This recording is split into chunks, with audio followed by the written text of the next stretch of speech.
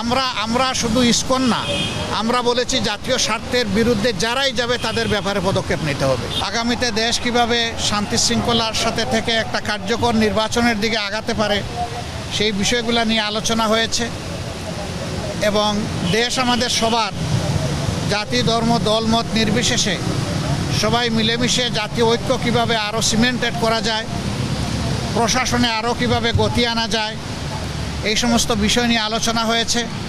পাশাপাশি আলোচনা হয়েছে দ্রব্যমূল্যের যে ঊর্ধ্বগতি, যেটাতে মানুষের কষ্ট হচ্ছে, এইটাকে লাঘব করার জন্য মানুষের সামর্থ্যের ভিতরে দ্রব্যমূল্যকে নামিয়ে আনার জন্য কী পদক্ষেপ নেওয়া যায় সেই সমস্ত বিষয় নিয়ে আলোচনা হয়েছে। আগামীতে রমজান মাস আসছে, এইটাকে সামনে রেখে অসাধু ব্যবসায়ীরা যাতে বাজারে কৃত্রিম সংকট সৃষ্টি করতে না পারেন এই সমস্ত বিষয়ে আমরা পরামর্শ করেছি। এর পাশাপাশি আইন শৃঙ্খলা পরিস্থিতি নিয়ে অনেক আলোচনা হয়েছে। দেশে সম্প্রতি ঘটে যাওয়া কিছু বিষয় নিয়ে আলোচনা হয়েছে।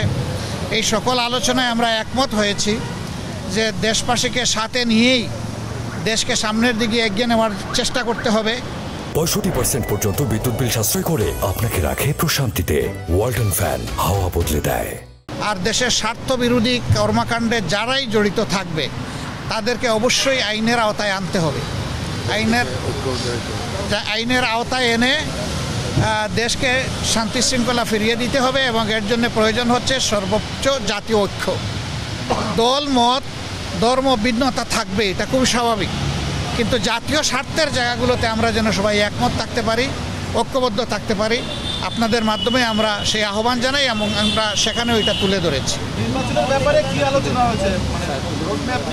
না না, ওই রকম ডেফিনিট কোনো, আজকের প্রেক্ষাপটটা ঠিক ওরকম ছিল না, এই জন্য ওই ধরনের ডেফিনিট কোনো আলোচনা আমরা করিনি। না, জাতীয় ঐক্যের কথা তো অবভিয়াসলি এসেছে এবং আমাদের উদ্বেগ নিয়েই তো আমরা আলোচনা এখানে বসেছি। সেই উদ্বেগ ওই অর্থে নয় যে হায় হায় দেশ বলে গুল্লায় গেল, বিষয় তা না।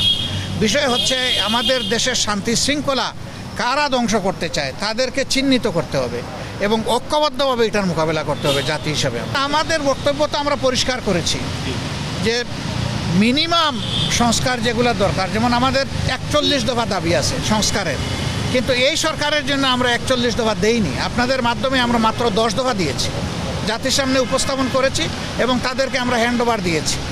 আমরা চাই যে এই সংস্কারগুলো দ্রুত করা দরকার, এই সংস্কারগুলো করে যত দ্রুত সম্ভব নির্বাচন দিয়ে দেওয়া উচিত।